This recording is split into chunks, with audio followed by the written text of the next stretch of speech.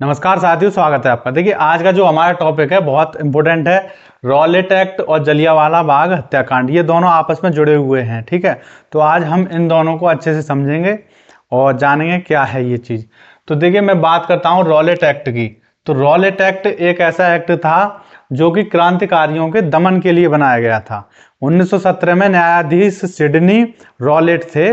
उन्होंने एक योजना बनाई कि सभी क्रांतिकारियों का दमन करना चाहिए, कोई ऐसी ठोस योजना बनाई जाए। तो उन्हीं के सुझावों पर ये 1919 में, मार्च 1919 में रॉलेट एक्ट बना दिया गया, विधेयक पास कर दिया गया। ठीक है, तो इसका क्या उद्देश्य था?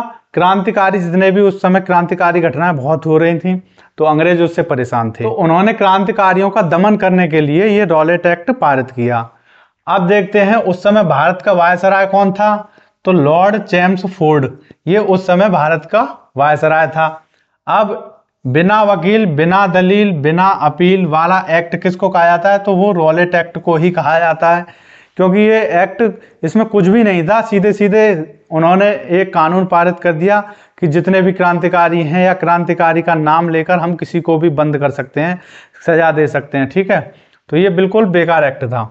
तो रॉलेट के एक्ट के लिए रॉलेट सत्याग्रह शुरू किया गया देशव्यापी। वो किसने किया?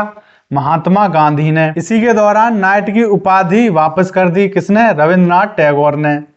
और अब देखते हैं जलियांवाला बाग हत्याकांड कैसे हुआ। अब आपको पता है 13 अप्रैल 1919 में अमृतसर में बैसाखी के दिन, जो कि पंजाब में है, तो वहां पे जलियांवाला बाग हत्याकांड हुआ था। इसमें क्या हुआ था कि जो रॉलेट एक्ट है, रॉलेट सत्याग्रह, इसमें दो नेता थे। कौन थे? डॉक्टर सैफुद्दीन किचलू और डॉक्टर सत्यपाल। तो इन दोनों को गिरफ्तार कर लिया गया था इस सत्याग्रह में। तो इन्हीं दोनों के लिए और रॉलेट और जितने भी वहां पे इनकी गिरफ्तारी के विरोध में एक सभा बुलाई गई थी बैसाखी के दिन 13 अप्रैल को जलियांवाला बाग में। तो वहां पे किसने? जनरल डायर ने गोलियां चलवा दी, जिसमें 1000 लोग मारे गए। कितने लोग मारे गए इसमें? 1000 लोग। अब इसमें 1000 लोग मारे गए, तो किसने गोली चलवाई? जनरल डायर ने। अब जनरल डायर, इसका पूरा नाम क्या था? Michael O'Dwyer. इसको लंदन में जाके ऊधम सिंह ने गोली मार दी इसमें, तो बदला ले लिया सभी का। लेकिन 1000 लोग मारे गए, वहां पे क्या था? एक कुआं था। तो सभी लोग उस कुएं में कूद गए, क्योंकि जाने का, आने जाने का एक ही रास्ता था उस बाग में। तो वो रास्ता तो ब्लॉक था, एकदम बंद था। अब एकदम कहाँ जाए, कोई गोली चलवा दी।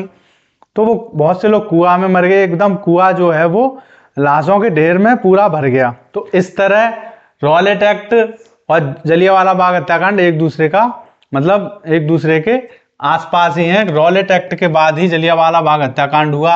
और रॉलेट एक्ट के लिए जो सत्याग्रह कर रहे थे, तो उन दो नेताओं के जो गिरफ्तारी थी उसके विरोध में सभा बुलाई गई थी, जो कि जलियांवाला बाग में बुलाई गई थी।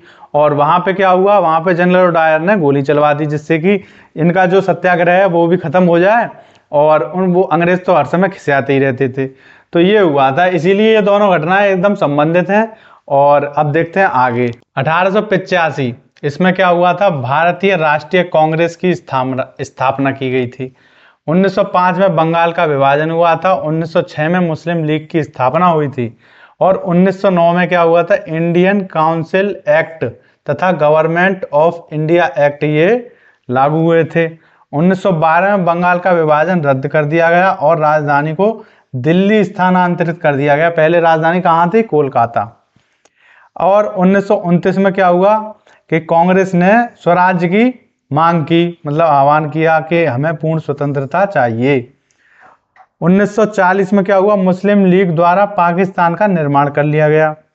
1942 द्वारा क्रिप्स मिशन आया 1942 में। 1946 में कैबिनेट मिशन आया। ठीक है, और 1947 में क्या हुआ? स्वतंत्रता की प्राप्ति हुई, भारत का विभाजन हो गया और पाकिस्तान की भी स्वतंत्रता उसी दिन हो गई। ठीक है, तो ये महत्वपूर्ण कुछ डेट थी जो कि आपको याद रहनी चाहिए। तो मिलते हैं अगली क्लास में, तब तक के लिए थैंक यू।